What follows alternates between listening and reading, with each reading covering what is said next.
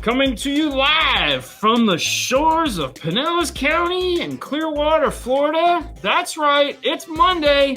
It can only mean one thing. Car Stereo Talk with your host, Dean and Fernando. Yeah, woo, they're back. Finally. And I want to be gone. All right, thank you so much for watching, guys. We appreciate it. That's it. Yeah, I'm tired. Welcome back to the show, guys.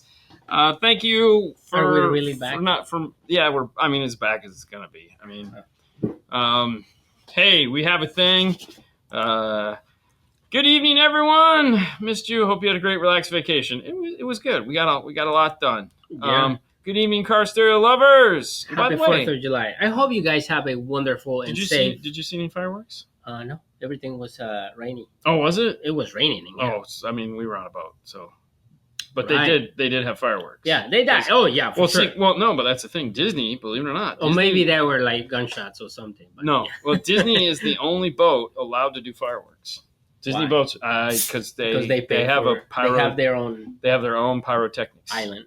Well, no, this is on the boat, so they're the only people, according to everything that they say. There again, we're just going by with what I know from the internet. For sure. They're the only boat allowed to do fireworks because they have their own pyrotechnic crews. That's pretty cool. Yeah, Yeah. because I think they make their own fireworks too. If they not, they pretty much employ one company to make them because they blow off a lot of damn fireworks.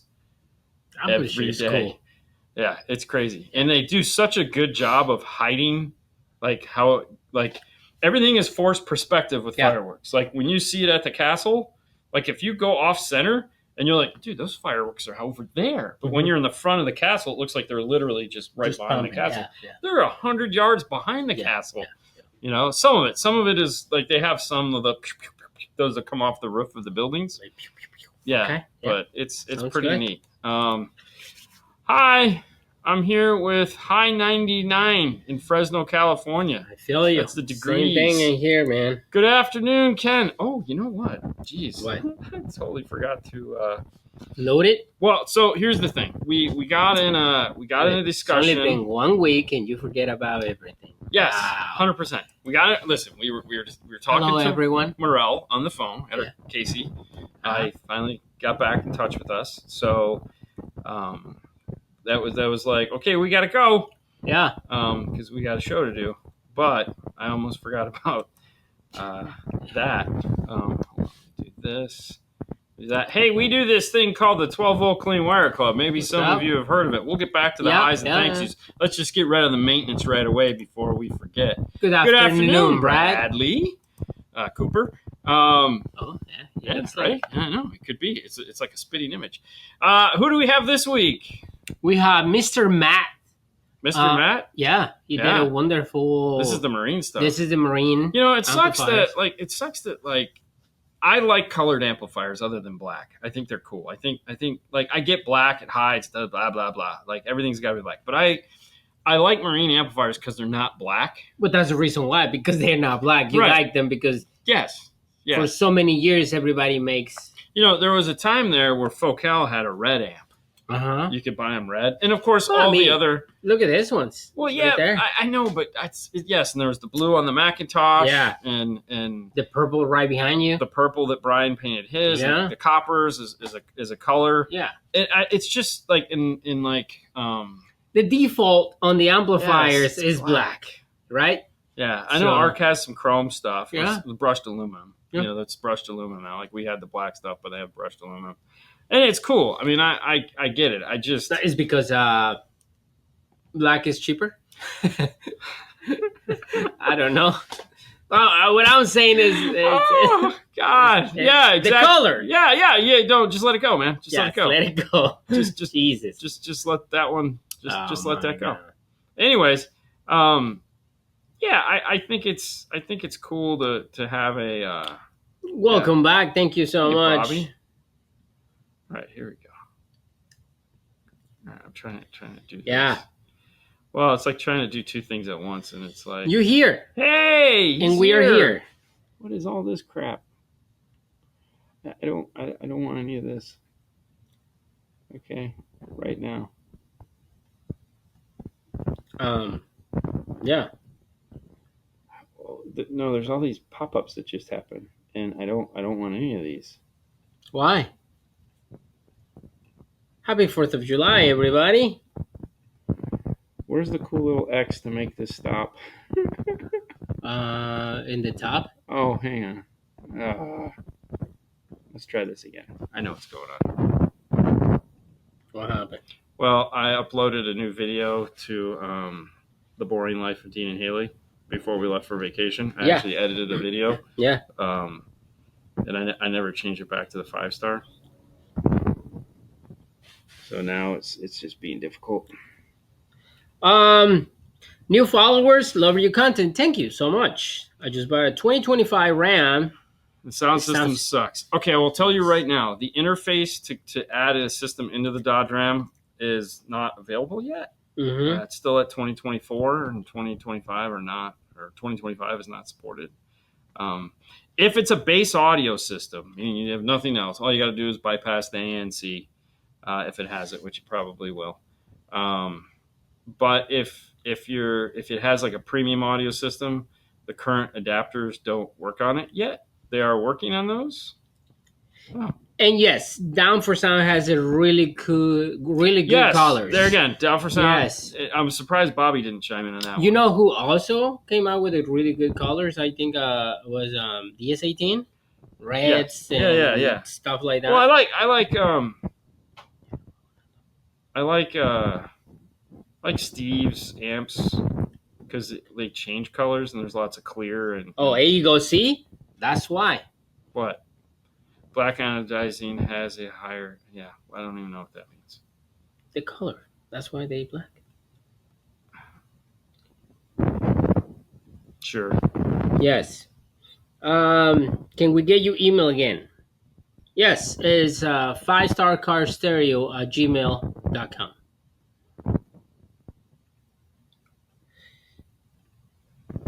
And this is Mary Lou. Hello, Mary Lou. She texted me today.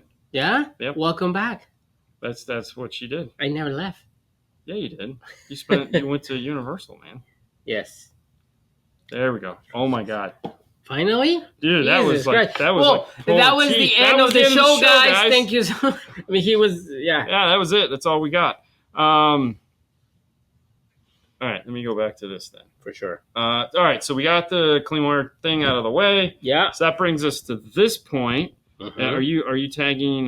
Yeah, I'm trying to, man. Okay. I was taking forever. Hey, this first segment is brought to you by the fine folks at Audio Control. That's right. I had a guy ask me the other day, and this is why I wanted to put Epic up first, because he texts me and he says, "Hey, Dean."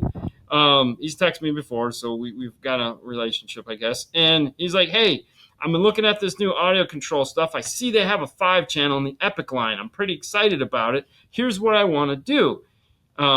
I want to integrate it into my factory radio. Will this work?" And I go, actually, what we've been talking about is you want to upgrade to the Altitude series amplifiers because these have the high level to low level built into them. If you were to go with the Epic line of amplifiers, you would either need something that had RCA outs already, or you'd have to buy an LC5i or an LC7i Pro, which if you went with the Altitude series amplifiers are already built in. The only thing that's not there is load resistors, so you would have to buy some LGD green load resistors. But other than that, this would be a far simpler installation. And he responded back, "Oh my gosh, I didn't even know." Or if you're going to add micro epicenter, it comes with the low resistor built into it. There's always a win. It's always a win. It's always a win. So anyways, this segment is brought to you by them. If you want to know more, head over to audiocontrol.com. Yeah, talking about audio control. Is Fro here? Oh, hey, Fro. Yes, right there. Hey. Hi, Fro. I got to call Fro. We need to talk. Yeah? Yeah, just to talk. We got to catch up. All Okay. Here we go. Audio control 6.5-inch component speakers any good? Yes, actually they are. They're fantastic. And I'm not just saying that. They are. They are a little deep. Mm-hmm. They're a little deep. The magnet is big. Okay, so which I don't know why that would be a problem. The only reason why I bring that up is because you want to make sure to check your mounting depth. Okay, always check your mounting depth because it's a big boy. It's a big boy for sure. Has high power handling. It's really nice. But other than that, yeah, no, it's a great speaker. Hold on, Bobby. Dean, I have a question about the keychain. I tried to buy one and have it sent to. It said only pick up at the store only. What? Yeah, yeah. That's Bob. Okay, so as long as you put the address in, it got mailed. Yeah. So we have back when we made the keychain things, we had it set to pick up in the store only because we're not charging you for the shipping. So as long as you put in an address, it will get mailed to there. Mm-hmm. So it asks you for an address, and then it says pick up in the store only, which tells us not to charge you shipping. And so it only costs $10, and then that's it. So, but no, it gets shipped off. It gets put in an envelope, and it goes away. So that was UPS going really fast. They do it all Bro, that dude. Somebody just got squashed. Anyways, so no, if you want the keychain, Bobby, which you do, as long as you put the address in and then click the pick up a store only, we know we're ahead of it. That is just so we know not to charge you shipping because it was a pain in the ass to figure out what all the shipping would be and all that. I was like, you know what? Let's just charge $10. It'll cover everything we need to do. Yep. Standard, put in an envelope, go off to you, and everything's easy. So I like easy. Yeah. So it's just all included. It's like a Disney vacation, all included. For sure. Yeah. Okay. So anyways, if you did that, it got shipped out because we did send out one before we went on vacation. If you haven't done that, give it a go, and we'll get it out to you. You can go to DNF tool drawer and get your keychains. Yeah, for sure. Or your IRTA. Yeah, whatever you want. Howdy, y'all. Hey. All right. Hi. Hi, Dave. Hi. Hi. Hi. Okay. Oh, I'm sorry. Go ahead. Stop moving. I'm not touching. No touchy. New follower stuck on my build. I have a DMA10 that is not connecting via USB. The little blue light is just flickering. Any ideas? Yes. That before you throw in the towel, give tech support a call. There is a way to go up into the settings and reinitialize that will as long as the blue light is moving, it means it's making communication. It just needs to be, the software needs to be reflashed inside of it. If you can't get it to work, try reaching out to Matthew Palumbo at Audio Control, because he's always, this has happened to us before. Okay, so that's why I know it's, as long as it's communicating, it needs to be resynced through the settings. I don't remember how to do it because I've always been on the phone and they're like, press this button, press that button. And then it reinitializes. It like does a few things, reboots itself, and basically it's re-downloading the software. So just give tech support a call for sure. And like I said, if you can't get it, what's up, bro? Try to reach out to Matthew because he's who's always walks me through it. So yeah. Howdy from up the road in Orlando. Yeah, it's kind of up and over. Okay. The fireworks at Magic Kingdom this year were interesting. They had some behind as well. Yeah. So they're actually they have multiple areas in which they launch the fireworks from, both in the park and out behind the park. So because I've been everywhere in the park when the fireworks have been going off, and the other thing too that they do every night before the fireworks is they flood the whole back area. So there's a back area behind the castle that's got like Disney's PhilharMagic and the Princesses and Pinocchio and Small World and Pinocchio's restaurant. And after the fireworks, you go back there and it's always just wet. So they have sprinklers up on top of the building. So before the fireworks show, they hose everything. So everything is soaking wet. So if any of the embers, because it is Florida, and we either get tons of rain or no rain. So they soak the whole park wherever the fireworks are so stuff doesn't catch on fire. It's just safety, right? Yeah, it's safety first. Yeah, all right. So right here, what was it? Right there. Now we know. Do you think the audio control... Did you ask me that? Oh, do you think the audio control 6M component speakers will fit the 2025 Honda CR-V? No. No, I don't. No. Do you have a saw? And I'm not kidding. You're going to need an air saw?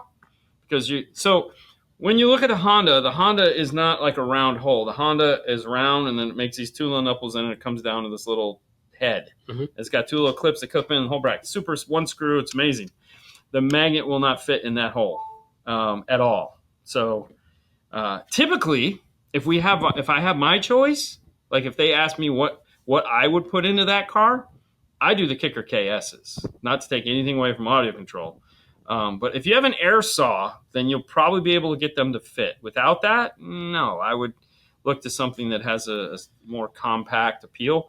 And in our experience, the easiest speaker to get into a Honda is the Kicker KS. Now, if you are really into the 6.5 audio controls, buy your bracket, put it on, grab a Sharpie or whatever marker, and then just mark the bottom side of the, and that's what the only thing you have to cut. Just the bottom, and then you go to the cheap tool store, and you pick up an air saw for $50 and some bits and an air compressor, or you just have your kid with a tire pump going really fast, and then you, or a Sawzall with a really thin blade on it would work too. Yeah, or some tin snips, but make sure you put the window up. Definitely put the window up. Yeah. Oh, hold on. Can I pull up one? Sure. I'm sorry. I'm going to jump ahead. How important is using the right size fuse? Needed 120, 150 using a 50 amp fuse. Okay, so this is a great question because we struggles with this every day of the week on the importance of the fuse, and the importance of the fuse depends on the location of the fuse. So let me explain. So, for example, on the amplifier, if your amplifier has fuses, which for those of you who have never seen an amplifier, do we even have an amplifier? Oh, we don't have amplifiers in here. So I was hoping. Oh, here we go. Jeez. So these amplifiers have fuses, and this has 330s, which means this is 90 amps. Okay. Yeah. So these amplifiers do not have fuses. That doesn't mean they don't have any short circuit protection built into them, but it's internal and it's done electronically or through a certain set of components or chips or whatever circuit they've designed to do a fuse. Okay, so in those cases, you have to decide whether to use distribution, non-distribution. So distribution fuse holders or just plain power distribution. If there's no fusing on the side of the amplifier, I strongly recommend using a fuse distribution block. If you have fuses on the side of the amplifier, it's a 50-50 shot. It's like it makes sense to use a fuse distribution block, but it also isn't the end of the world if you don't. It's your decision at that point. I'll just err on it. Just depends. Depends on the mood and location. Now, so he say it's at amp no fuse. So so like the Mosconis, they have no external visible fuses on them. So there's internal protection, not fusing, but internal protection into the amplifier. A lot of manufacturers do this, like the audio controls that are up here. You don't see any fuses. It's done internally, okay? So short circuit detection and all that stuff is built into it. The only reason you put a fuse outside of the amplifier is if you have multiple amplifiers, okay? And that's multiple amplifiers is where the stage changes. And the reason for that is because if one amplifier goes thermonuclear, okay, has a bad day, okay, you're hoping that the fuses there are going to stop it, okay? And usually it's the sub-amp, right? Let's be honest. If the amp's going to blow, it's going to be the big one.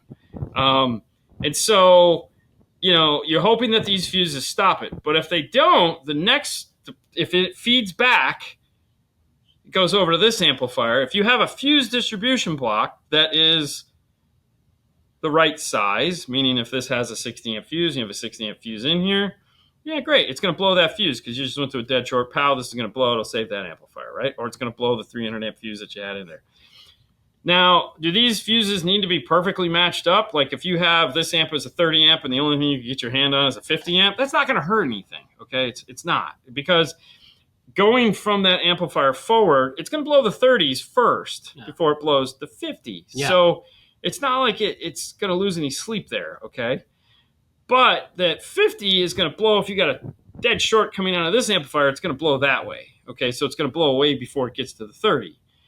Now, matching them up always makes things a little bit easier, but when you're dealing with those really low amperage fuses, like the Chinese fuses suck. So it's like, oh, this, like we had this problem the other day where you're like, oh no, you need a 20 amp fuse. I said, no, I'm putting the 40 in.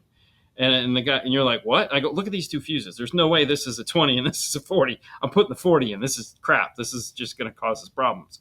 So there again, if it needs a 120 amp fuse, they're talking about underneath the hood, usually not at the amplifier. That one at the amplifier is merely just there if you have two amplifiers, okay, to protect the two amplifiers. If you don't have two amplifiers, the only thing you're protecting is the wire in the car at that point, okay? So if you have 1 amp in the truck, you put a fuse underneath the hood.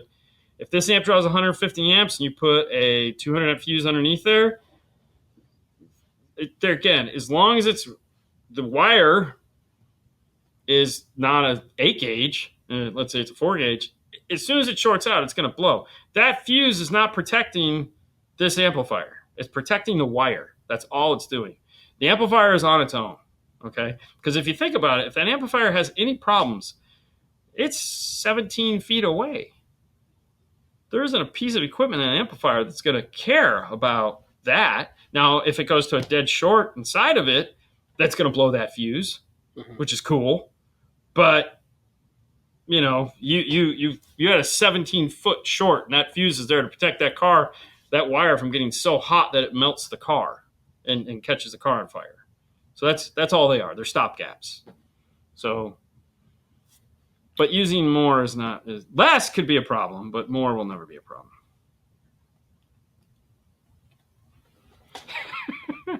ARC does both. You can't protect against power supply failure. No, we can't. We found that out today. Not with an ARC amp, but we did find that out today. That's true. Yes. But yes, I mean, there again, most good amplifier brands are putting a ton of protect the circuit board technology into their amplifiers because, like, if something melts or breaks or pops off the circuit board and it doesn't damage the circuit board, it can easily be repaired. However, if something goes catastrophic and it catches the circuit board on fire before it blows the fuse, well, then you got to throw the whole thing away. You can't repair it. So in a lot of amplifier manufacturers, like ARC, like Kicker, they fix their stuffs in-house. So, you know, there's certain things you can fix. Certain things just end up in the dumpster. So the better you build the amplifier, the more technology you put in to protect it from doing dumb stuff, the better.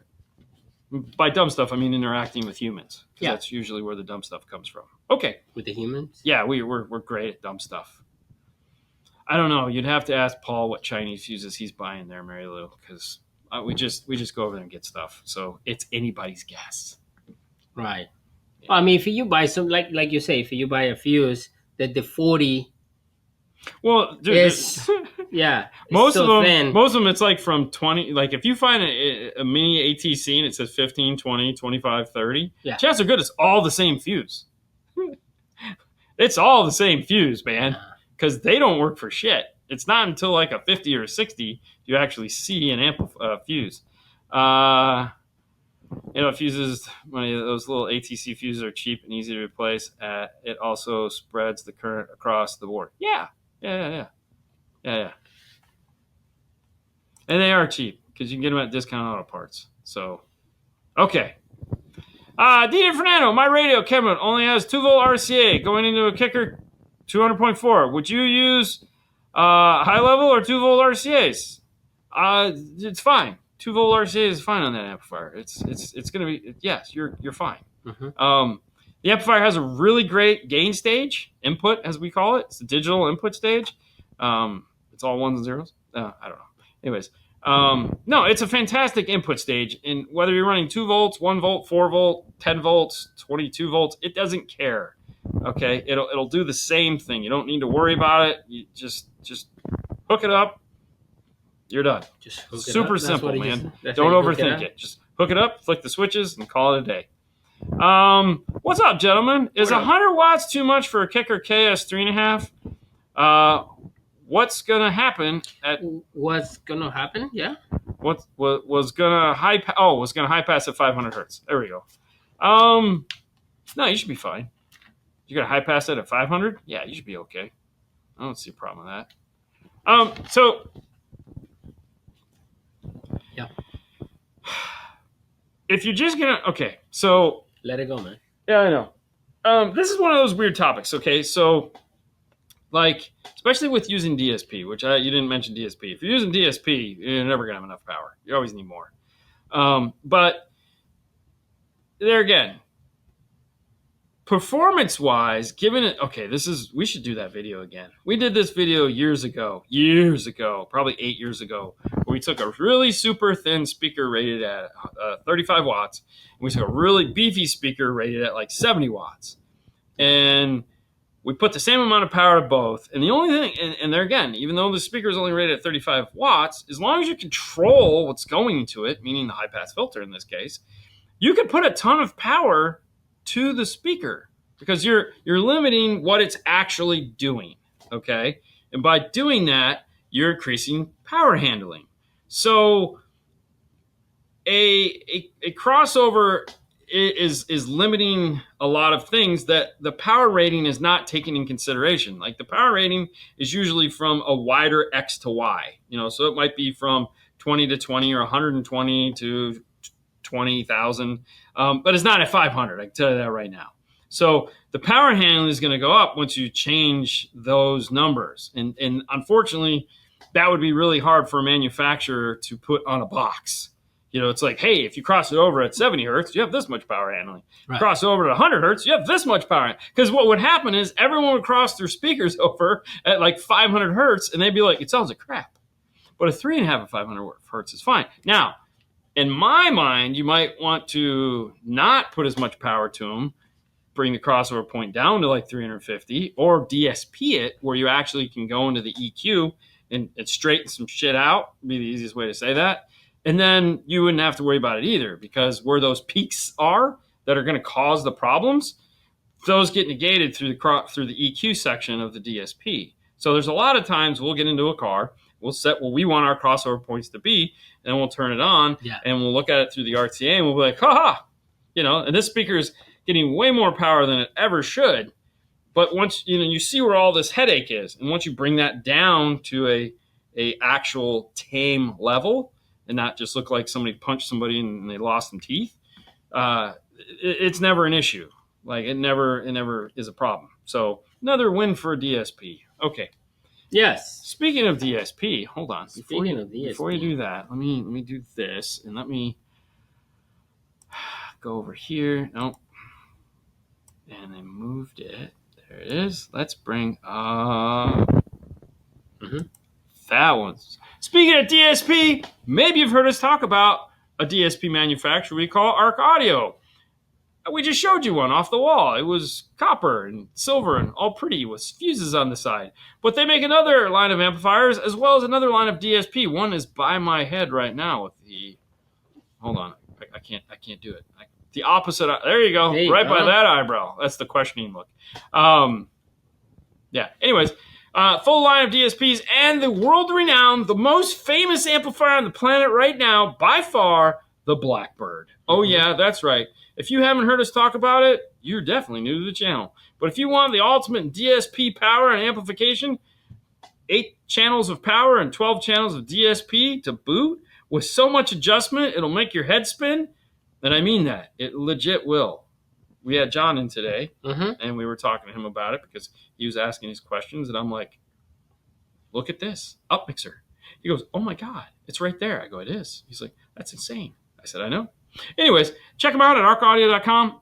They have a ton of stuff. You're going to love it. You're going to love it. You're going to love it. I had a guy ask me, like today on Instagram, we were talking about is that one company going to come out with a standalone DSP featured with their Forza software. And I go, no, but if you just want the best in standalone DSP, you got 6 to 8, 8 to 8, 8 to 12, 8 to 100. I mean, they have all the DSPs, all the standalone DSP. If you're looking for a standalone DSP, Arc Audio. No questions. Just do it. Okay.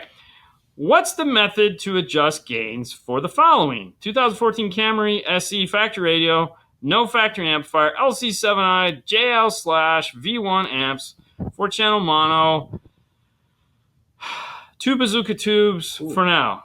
I have a multimeter, thanks. Okay, so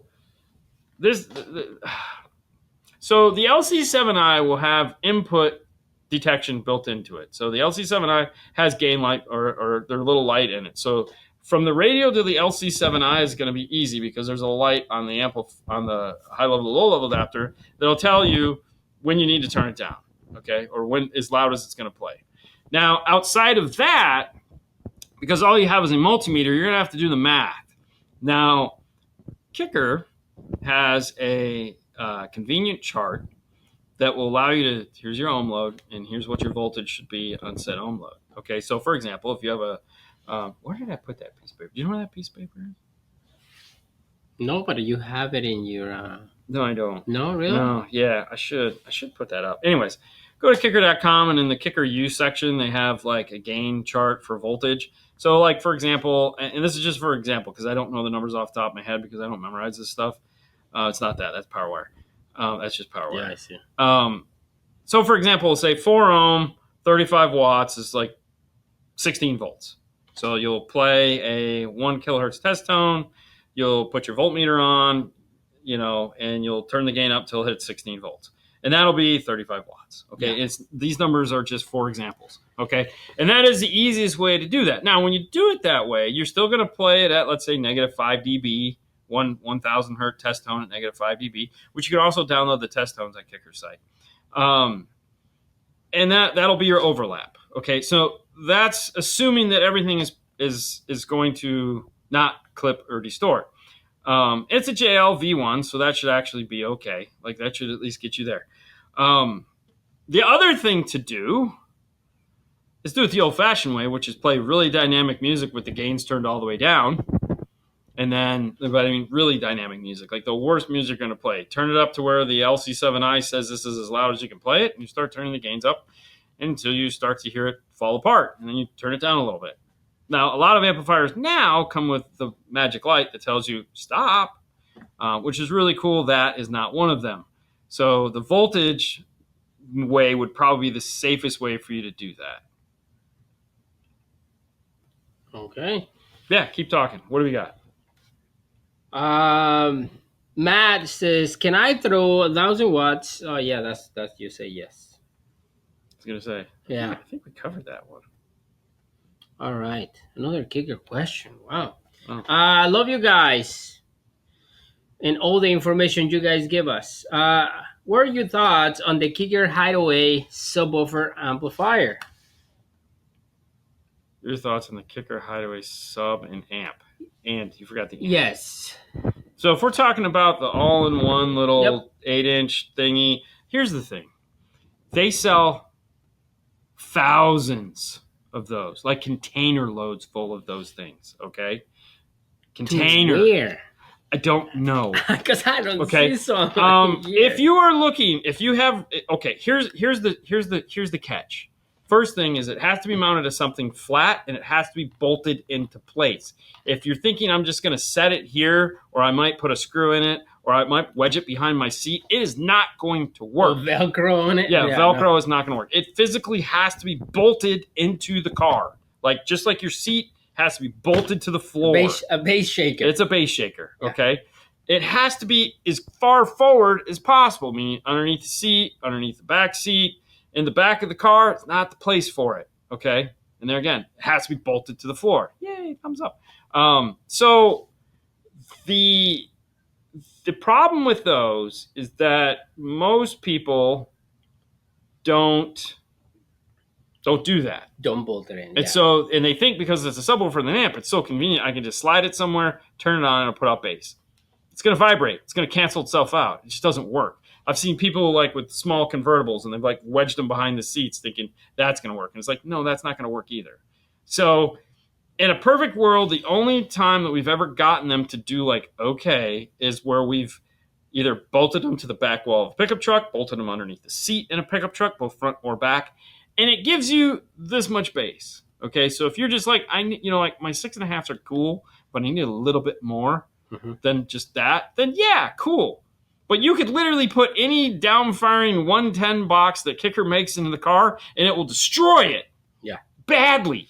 Like, I would say even the Rockford P308. Oh, that's the best. Dude, that thing it's crazy how much bass comes out of that.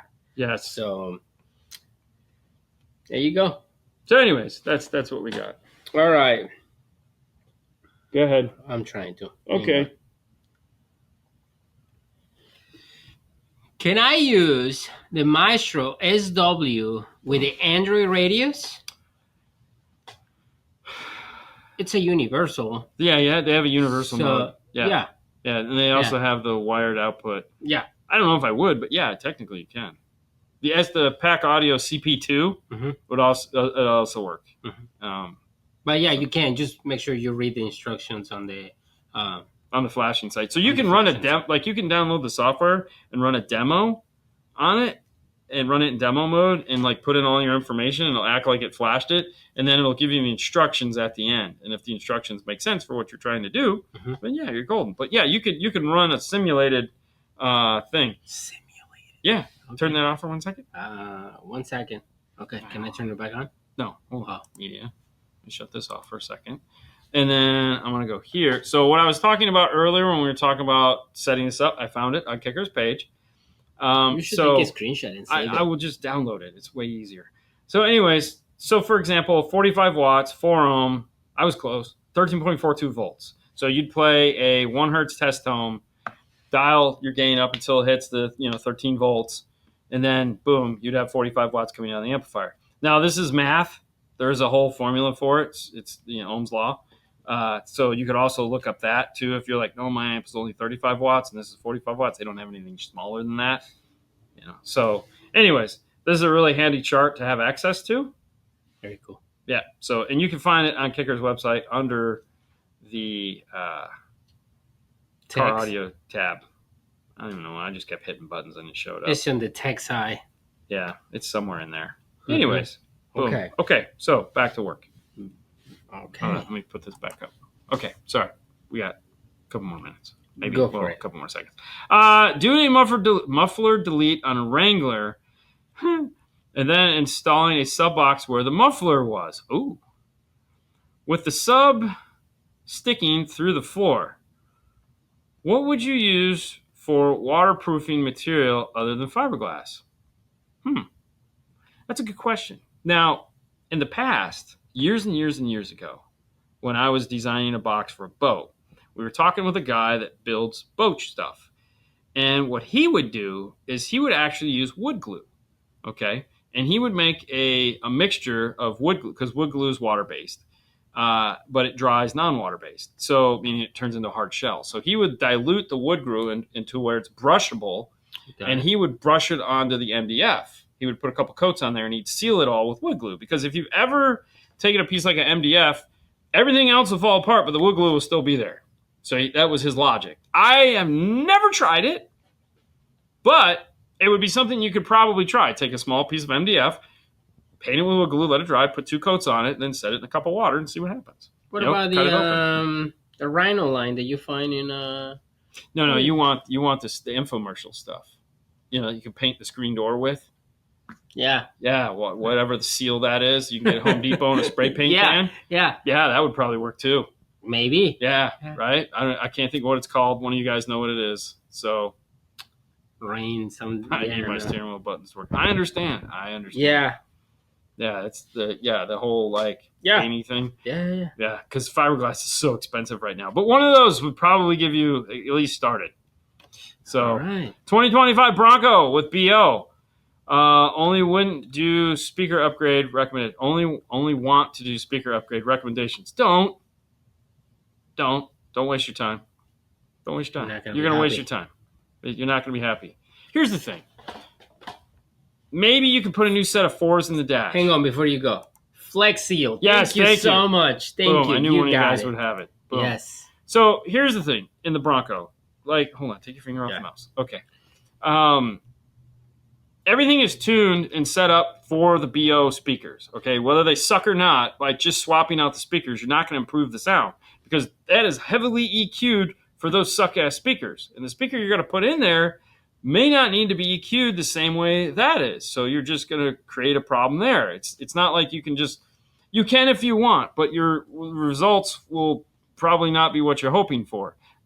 So if I was to try anything in a Bronco, like I was just like, you know what, I just because the 6.5s are definitely not going to get any better by swapping those out. It's a mid bass, so even if you went to a coaxial, you'll never hear the tweeter. This is what people used to do with the Bronco with the Alpine system. Mm-hmm. They go buy some Alpines or some Infinity speakers like that, and they put them in. They come in, they'd be like, the whole thing sounds like crap now. What did I do? I was like, you screwed it all up. It just doesn't work this way. But no, there's no but. It's not made to be swapped out. It's made to be replaced.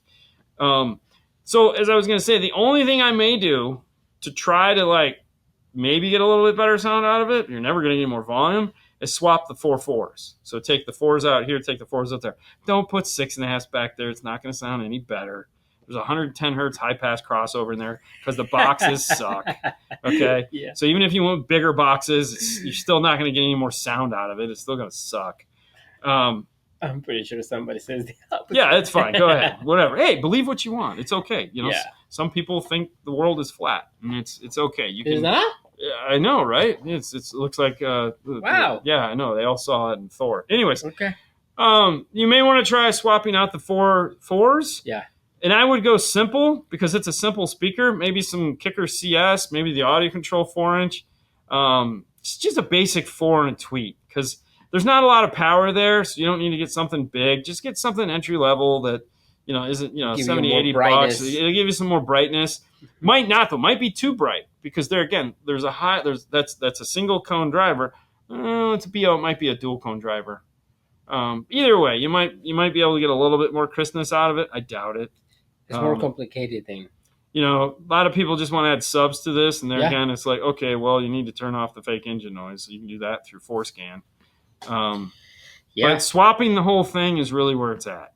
Swapping the whole thing. Yeah, it's like it's a waste. Oh, we just talking about with Casey about this. Yeah, because Morel makes a whole system to swap it out. Whole system. Yeah, and if Brian will get off his butt and put the package together for ARC, where we have the 4-inch coaxial and the 6-inch mid bass, everyone will be happy. But no, dragging your heels. All right. Okay. Okay, so is everything good? Why is that? Hold on. No, don't hide it. I know, but why is it? It's like needs to go away. It's driving. Okay, replace all my speakers except for sub in my RAM with the Harman Kardon. Plan to install the LC7i, but not sure what amp or amps to run to push my highs. Okay. Back it all up. Okay, LC7i is not the thing. You have a Harman Kardon system in a Dodge Ram. This is a simple upgrade. You need to go to pack-audio.com or go to Metro, or not even, you can do Metro if you want. Everybody makes an interface for this, okay? So when you use an LC7i, first things first, you have a Harman Kardon system. You need a fully active, like 12 or 13 channel system, all right?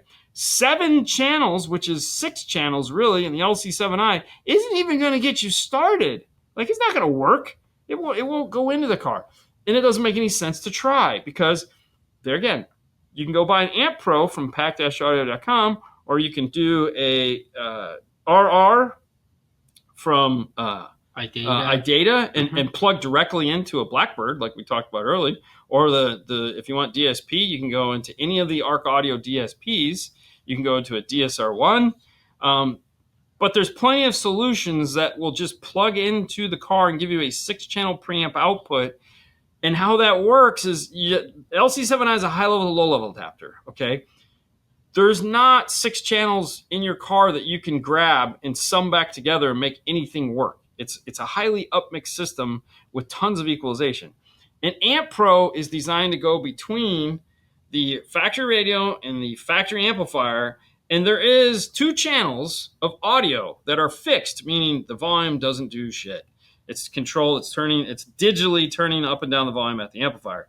The Amp Pro goes into that bus and takes that 2-channel audio, turns it into 6-channel 5-volt, and because it's on the bus, it's a full bandwidth, meaning 20 to 20, full bandwidth, and the volume is controlled because it's on the bus. So what that essentially does is take that factory RAM Harman Kardon system and turns it into an aftermarket radio with a preamp section. It's freaking cool. And then you can hook up anything you want. Now, if you go iData allows you to just pull the amplifier out altogether, throw it in the trash. Don't. And then they T-harness it in with the AR, and then the AR can talk to any of the ARC Audio products So you can go right into an amplifier. You can go right into the Blackbird with an AR, and you'll have 8 channels of audio with 4 channels of output to go to a big sub amp if you want to. Any one of their DSPs will do that. And then Rockford makes the DSR1, which there again, all you do is you pull the factory amplifier out. DSR1 is a combination of Rockford Fosgate and iData. It has the AR built into their DSP, whereas ARC is external, but it gets you to the same place. But any one of those 3 solutions is what you need. Do not buy an LC7i. Okay, it is going to be more to do it this way, but it's the only way to do it. So, yes. Okay, sorry. Just sore topic. Everyone asks that. It drives me crazy. It's not you. It's me. Okay, going on. Boom. Pull up the next one. Hey, guys. Hope you guys had a good 4th. Can you explain what happens when you only use... Hold on. I gotta go on. Oh, I'm gonna come back to you. I'm gonna finish reading. I just need to shut that off and turn this on. Hey, this next segment is brought to you by Kicker. Yeah. It's the K. This next segment is brought to you by Focal-America.com. If you're looking for an amazing speaker that will make your ears just want to cry with joy and happiness, just tears streaming, you need to check out the new Focal K2 Power M's or any of the K2 line for that matter. The new Frac tweeter. Ooh, sexy tweeter. Big tweeter. Yeah. Big, full, rich sounding tweeter. Of course, the Kevlar is magnifique. You can check them out at Focal-America.com. Okay, on to the question. Hey, guys. Hoping you guys... Okay. Can you explain what happens when you use the Kicker key to 100.4 for your fronts, but do you need another Kicker 200.4 for the rear? Or how do I control them? That's a great question. So you have 2 options when adding a Kicker key. Okay, a Kicker key, okay, you got to understand. Kicker key is a very basic piece. It's very complicated. Smart. But it's very smart, but it's very basic in that it has 2 options that you can install it. The first option is to put it on a front set of speakers and a rear set of speakers. Meaning if you buy a set of component speakers to where it has a passive crossover and they're 4 ohm, you can put tweeter mid-range on channels 1 and 2 and rear coaxials on channels 3 and 4. And then you flick the appropriate dip switches, you put the mic on the headrest, you let it run its thing, and it does its magic. And it will make it sound as best as humanly possible for whatever magic is in the box at that time.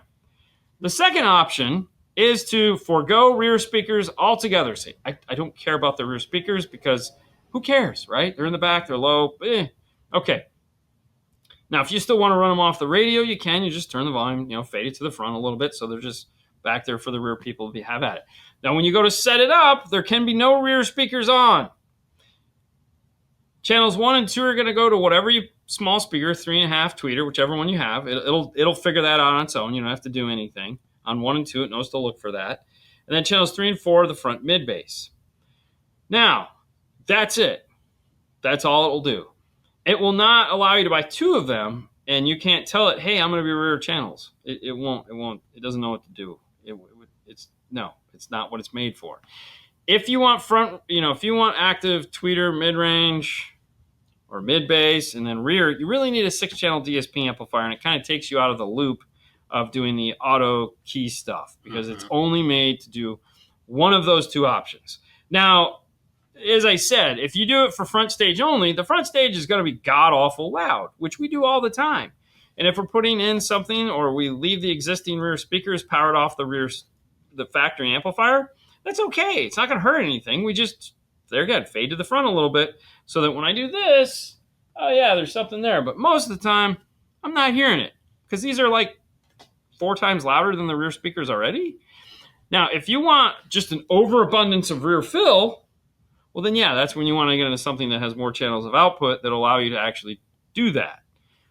Auto-wise, there's not too many amplifiers out there that do a good job at that, but there are some out there that do it. Like Alpine has the wave your phone around gimmick that some people love, some people say they're on crack. And then there are other manufacturers that do offer some auto-tune software. Like Audison Forza does a cool little bloop, bloop, bloop, which we did a video on. Cordo. Helix has some auto stuff if you buy their microphone kit and do all this. And Moscone has Barney. And then Arc, you just do it the old-fashioned way where you sit in the car and figure it out. Which you can do with all of them. But yeah. Anyways, so that's how that works. Yay. Does having aftermarket deck matter if you're amplifying everything and want to keep your stock stereo and the built-in EQ is good enough for you? I can't even understand what he's saying. Okay, this just sounds ridiculous. Like, I have it does having an aftermarket deck if you're using everything you want to keep your stock stereo and the built-in equalizer. Who's good enough? No. Oh, it's ridiculous. The only reason we keep the factory radio is because we cannot change the radio. Okay, I'm kidding. But this okay. Here's the deal. Whoa, that was neat. Hold on, I hit a button. Okay, that's gonna do weird things in the. Okay, so here's the thing. If you love the way your system sounds, okay, and you're like, I want some amplifiers and speakers, that's immediately going to change the way your system sounds. Okay, meaning because the equalization that's done from the factory is made for the factory speakers, not the aftermarket speakers that are going to have different sensitivities, just built differently. Okay, so whatever equalization is done from the factory radio is not going to carry over into your new speakers because you're changing them to something that is totally different than what the manufacturer has EQ'd the system for. That being said, if all you want to do is that, there's no one telling you can't do that. Okay, you can do it. You can do anything you want. If you just want to put a couple amps in there and some new speakers and turn the volume up and the bass mid and treble get you where you want to be, fantastic. Do it. I mean, hell, before DSP was everything everywhere, that's what we did. Okay, so there's nothing wrong with doing that. We just didn't know any better. And the tools weren't available to us. And even the manufacturers weren't doing as much equalization in the car as they're doing now. So it was way easier to have that train of thought. Hey, the radio is putting out a pretty decent signal. Now, that being said, if you want to give yourself a fighting chance, like if you say, hey, listen, okay, that makes sense. I see what you're saying. What if? How do I take my factory radio and flatten it out a little bit, and then I can use my bass, mid, and treble on my radio now and actually maybe get it to where I want to be? That's where the kicker key lock comes into place. The key lock is a de-EQing high level to low level adapter that's 2 channels. Electrical. Yes, it's DEQs electrically. So what it does is it 2 channels out of the radio, which is all you need, left and right into it. Okay, and you're going to let it run. It has a whole software pack. You got to push some buttons, download some music to your phone.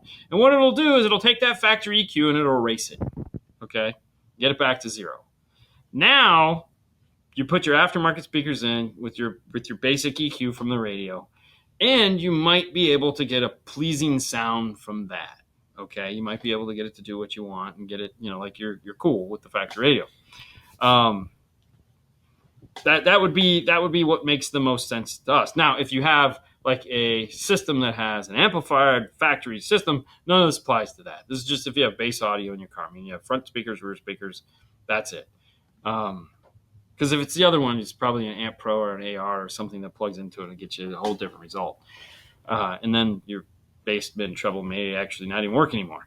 But that would be how we'd approach it. And I would strongly recommend still getting you into a DSP. But if you're like, I don't want a DSP, it scares me, it's not my thing, then yeah, I would still get a key lock, clean the signal up, and then allow that bass, mid, and treble that's in the factory radio to maybe have the results you're looking for. Next question. Hold on, let me get Frank here real quick. Frank, so when we put this into Haley's car, we had the deeper one, and we had to put a 2x4 frame around it to lift it up an extra 1.5 inches. And hers is a Ford. What does she have? She has a Ford Escape. So it sounds really, really good. And there again, we just put the 2x4 around it to lift it up to where it was, because usually the things drop in. So if you're worried, go for the shallow. But if I would just check to see if possibly there's room to lift it up some, because obviously going with a deeper woofer probably pretty cool. We've been wanting to get the other one. We've asked them for it multiple times. It just never lines up the right. So, one day maybe. Could we answer this person's question? Mary Lou is asking us to. No. You actually answered already.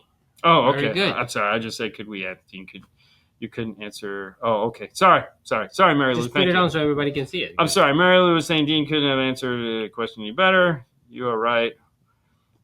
We didn't know any better. We didn't. We didn't. We were easy. You guys are the worst.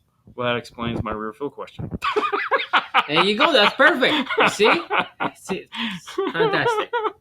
Hold on. Let me. Do you know of anyone that makes a harness for 2013 Santa Cruz pack shows? One only for 2022. Okay, so here's the thing.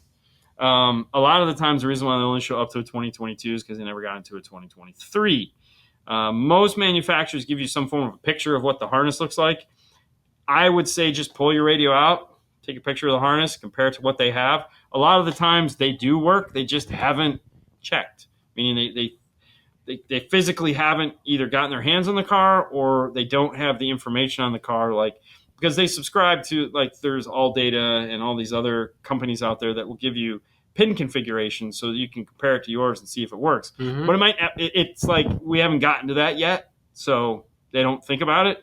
So the easiest thing to do is literally just pull yours out and look at it. It's going to have to come out anyways, see if it's the right one. Validated, yeah. That's what we do. That's literally our day. Our day is going, all right, well, let's just go grab some harnesses and see. And we'll sit there Piece of paper. We'll write everything down. And then we'll go to Metro. They do a really good job of picturing their stuff. They do.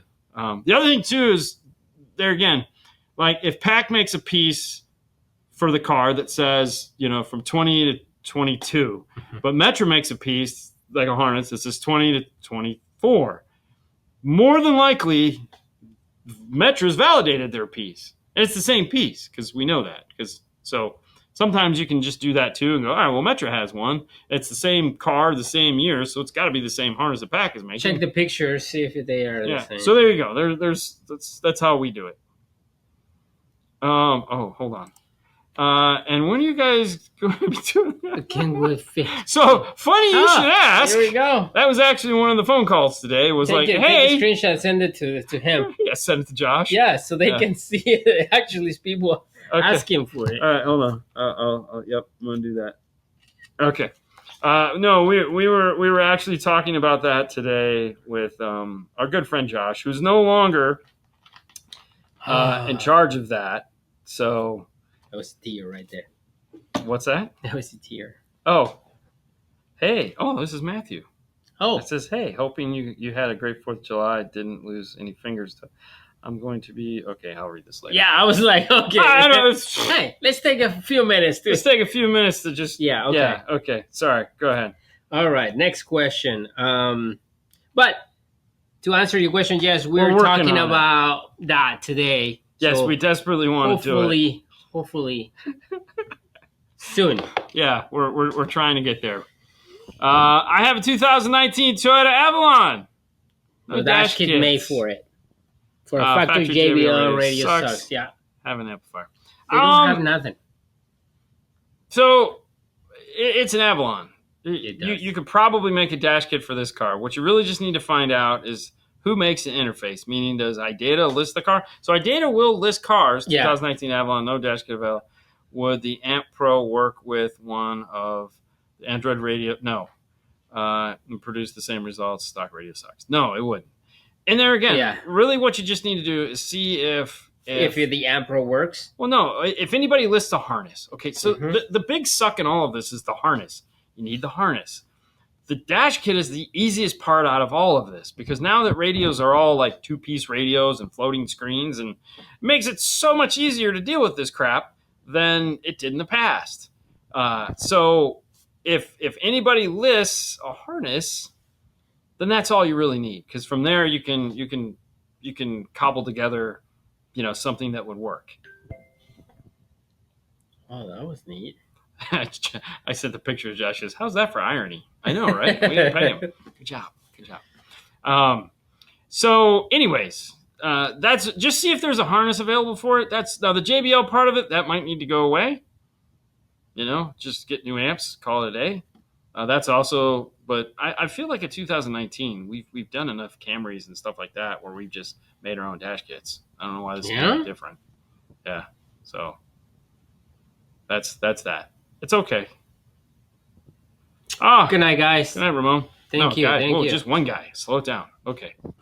All right, hold on. All right. Let me do this here. Yeah. Okay. Oh, not that one. The other one. What? No, This? the metal one. This one? Yep. Oh. Okay. Yeah. Hey, we were Yes. just speaking of speakers. I mean, speakers back to back are rough. Some of the best speakers out there. Some of the best. Okay. What are you doing? I don't know what I'm doing. I need to go here. Anyways, some of the best speakers out there you might be interested in. If you're looking for that clean, crisp, silk soft dome, very engineered, very mechanical, very precision speaker is Clayton. You can find them at Moscone-America.com. That's right. The same people that make the most amazing Pro 1 amplifiers, this guy right here, the mini Picos, Gladen, they also have speakers. And if you want to find a speaker that has that nice, warm, jazzy sound, head over to Gladen. Check them out. You can find them at Gladen.com or the American link, which is Moscone-America.com. And if you are local here in Clearwater, Florida, or in this area, Ooh, OTS this Sunday, really? SQ event. Ooh, I know what I'm doing this Sunday. Yeah? Yeah, why not? Fantastic. I don't have anything else going on. Next weekend is when I'll be gone, so. All right. Okay. Talking about speakers. Your Your favorite 6.5 EDM component, music. yes. Want it loud and decent mid-bass. Mid-bass. Okay, so decent mid-bass is the throw-off, right? So here's the problem. Like when you look at like really what you want in this category. What you really, really want. What you want. What you really, really want. I want what? I want what? If you want to be my lover. Yeah. Anyways, sorry. Okay. It's one of the songs on the cruise that we had to guess. Anyways. Loudspeakers would be really where you want to be. But as soon as you said with decent mid-bass, loudspeakers don't have mid-bass. So now it puts us into a conventional speaker. So now we have to decide, what do we want that's going to have great EDM style, which to me is like a really ticky tweeter and a nice vocal followed up by some subs in the trunk. Okay, meaning, but mid-bass, which that music has decent mid-bass, right? It has a nice to it. I'm thinking Focal. Okay, I'm thinking either Flax or K2s. Well, and we also heard Brian Mitchell's car, right? With the RS speakers that they play so much EDM in there. Well, he's saying the 6.5-inch mid-bass. So, okay, so here's the thing. What makes the mid-bass, what makes this music sound good is the complete set, meaning the tweeter, the mid-range, the mid-bass. Okay, that's the package. So, like your favorite 6.5 component, I could easily say like an Audio Frog GB60. GB60, one of the most amazing mid-bass having 6.5s that sounds so sexy. Aerospace. There again, right. The most amazing sounding mid-bass having, but without the complementary speakers to go with it, and really the doesn't matter. And the subwoofer. Because it needs the subwoofer to actually, complement the mid-bass. Okay. So, really you're looking for a set. So a complete. Yeah. Yeah. Do you guys carry Audison? Yes. Not a lot of it, though. We can get you whatever you need. We're a dealer, technically, and we do have Forza stuff in stock. Yeah. But yeah, just the Forza stuff. I have a DSR-1. I'm going to run it with the radio. With the audio control LC61200. Can I add center channel in my 2019 F-150 with it? Okay, so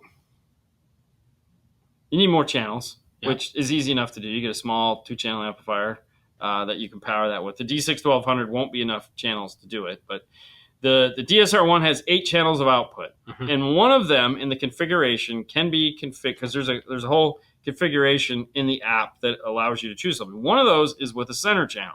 Okay, it is not an upmix center channel. It is just a dedicated monoed output for a speaker that is supposed to be located in the center of the dash.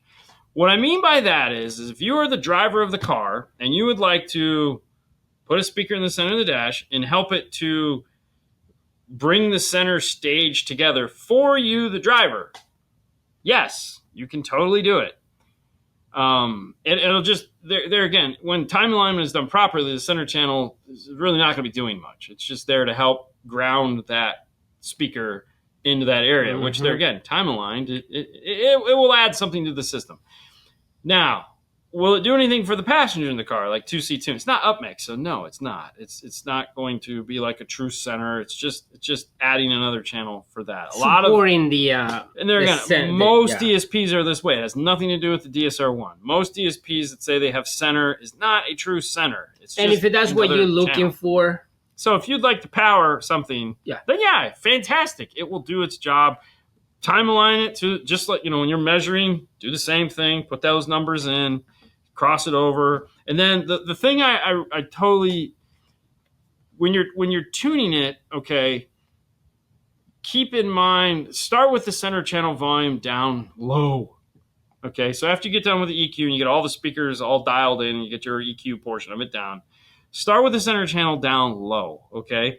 And make sure you center, like, make sure you align all the speakers, okay? So they're at where the center is. So you're going to turn speakers off and sit in the car and listen to just these and listen to just those, okay? Make sure that the speaker's all at that point. Because if they're not, if they're off and you have a center channel, it's gonna be weird, right? It's gonna screw everything up. So it can be difficult, but it's still something to think about. And then the other thing too is why you want to start with the center channel down is because you just want to bring it up slowly until it does what you're hoping for. Meaning, because you don't want it to be too loud because then it'll pull everything to the center of the dash and you'll lose a lot of width. Okay, it'll sound AM radio-ish in the center. So you want to start with it low and gently bring it up to where it is doing something, but nothing to take away from left and right. Okay, so that's what an upmixer does. Upmixer helps to keep things where they need to be. You're not going to have one of those, so you just got to be careful with its volume. Other than that, it's a lot of fun. Go for it. All right. I mean, why not? That's what we do. Should I upgrade my anal fuse holder from a 100 to a 150 with the audio control D6 1200 and an Alpine 500 watt amp RMS? And can I run my 6.5 coaxials off the Kenwood 1058 XR? I'm assuming the 6.5 coaxials are the rear speakers, in which case, go for it. It's not going to hurt anything. Actively cross them over. Probably don't screw with the time alignment because it's not going to matter anyways. They're in the rear and those way too much power in the front. More than likely, you won't need more than a 100 amp fuse. Because if the D6 1200 is only running highs at 4 ohm, you're good. You're good. It'll be fine. But if anything, maybe go up to 125 amp fuse. Right. But you should be okay. Yeah, no, we've done, Kevin. We've done plenty of this. It's fine. Yeah. Oh wow, big show. What time is it? Oh my gosh, I can't believe what time it is. Let me do this. Turn that off. We'll go back to here, and I would like to say the Dodge Dart episode. How did you run the power lead into the car from the battery? Do you remember how you did on a Dodge Dart? Like we've done. What's a Dodge Dart? Exactly, dude. No don't clue, remember, man. Yeah, that was a I long don't time remember ago. to be honest with you. Yeah, through a front. Yeah. You'll be fine. Don't worry about time alignment on the rear. Just you're not even going to hear them, so it's not even going to matter. Anyways, sorry, man. Don't remember that was a long time ago. Yes, probably you have to remove the probably got to pull the battery out. Yeah, it's gonna suck. Yep. Yeah, we had a hard time doing that car. Do you remember that car? Oh, of course. I don't remember that. Because remember that was the first time we changed the radio in that car, and nothing worked. Nothing worked. Yeah. Dodge Dart crazy. Yeah, is the unfortunately the bastard child of Dodge. Yeah, they did that. They did that shape. car. Yeah, they did that car wrong though, man. Electronically, they just did that car wrong. Yeah. Yeah, exactly. Hey, listen, guys. That's the show. Thank you guys so much for coming and listening to us today and enjoying and coming out with some great questions. Yes. Without you guys, we wouldn't be here. So Thank you for giving us your time and your great questions. And we hope we did what we could to answer most of your questions. The nice thing is, if we didn't, there's 2 places where you can get your questions answered. One is next Saturday. We'll be back here doing it again.